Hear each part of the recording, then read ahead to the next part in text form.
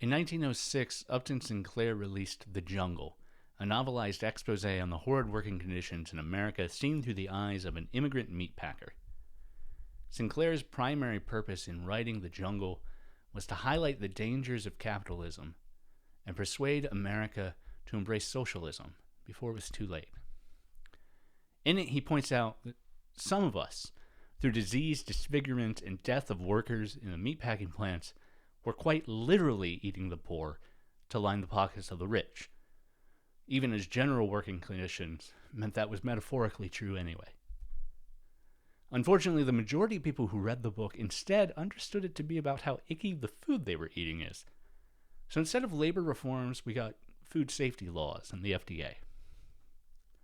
The Jungle was taught in schools as a means of showing the power a single book has to change an entire society, but it didn't change nearly as much as Sinclair set out to.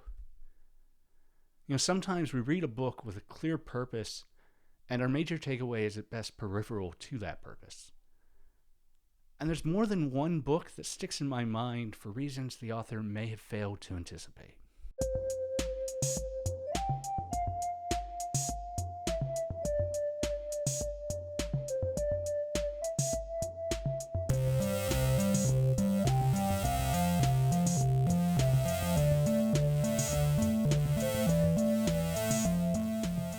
John Mooallem's 2014 book, Wild Ones, has an incredibly long subtitle. A sometimes dismaying, weirdly reassuring story about looking at people looking at animals in America.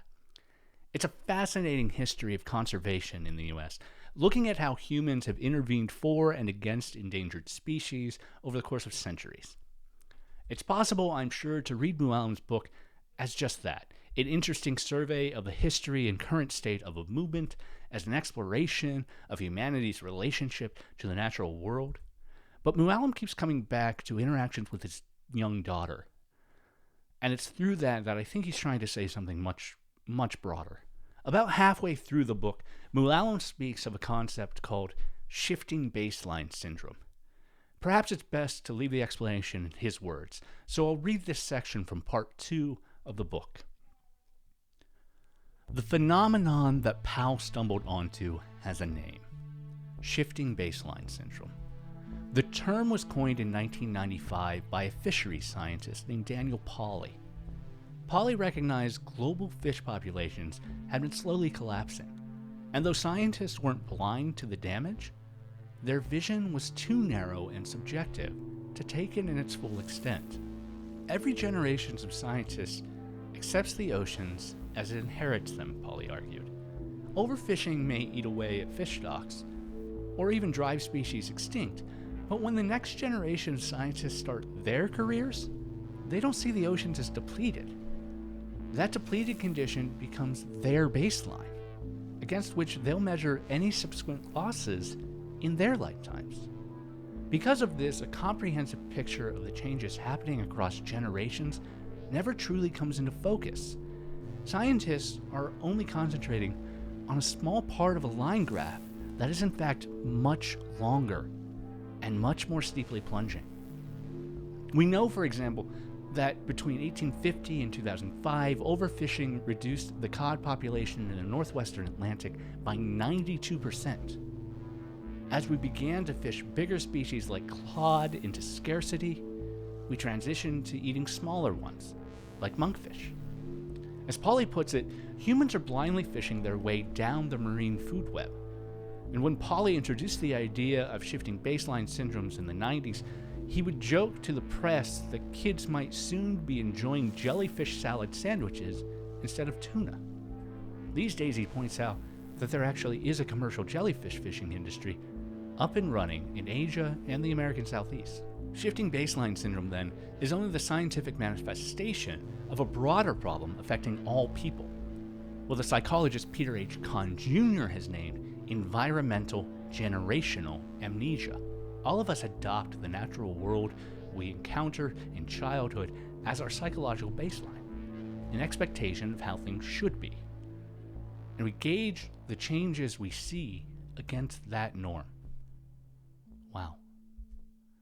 Mooallem here, and Pauli, who coined the phrase, and Kahn, who offered that last clarification, all view shifting baselines as how we view the natural world. But reading this really got me thinking about how I view, well, everything. I've read recently that people born in the US after 9/11 have never known a time without war. But even within the US, that's basically true of my own lifetime as well. Forever war is the norm. And even as incremental changes have been made in the US's history of anti-black racism, our shifting baseline still leaves many of us thinking that police killing of black people in the street is normal, or that their overrepresentation in prisons is just a fact of life.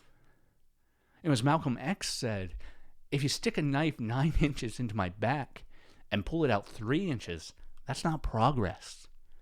And even if you pull it out the whole way, that's not progress.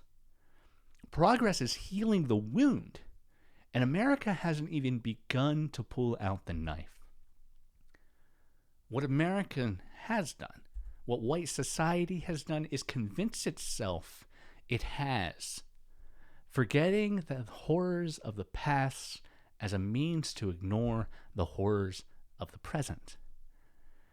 And there are powerful forces that are shifting the baseline further, bending the arc of the moral universe toward oppression based on race, gender, sexuality, class, and any number of distinctions. Even as I record this today, there are forces in the US trying to normalize a coup by a man who lost the presidential election. And they're largely succeeding at that normalization, even as the coup itself seems to fail. The window moves further from justice, and new injustices slip readily into view. And that brings us back to Sinclair.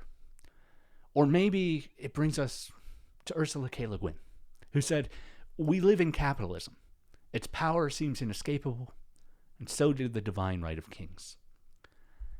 As we press toward justice, we're going to be offered distractions that maybe aren't bad ideas in themselves, but aren't the justice we seek and are only designed to shift our focus. Maybe meat packers aren't being forced to work with tuberculosis anymore, but today they are being forced to work with COVID-19. The workers continue to suffer, and those who can't work suffer all the more. So maybe the arc of the moral universe does bend toward justice, but it fluctuates quite a bit locally. And it only bends at all when we add the weight to bend it.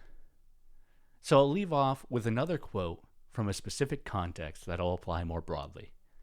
In the dying words of Giles Corey in Salem, Massachusetts, as men piled rocks on his chest to get him to confess to being a witch, he said, "More weight." May we say the same to bend the arc.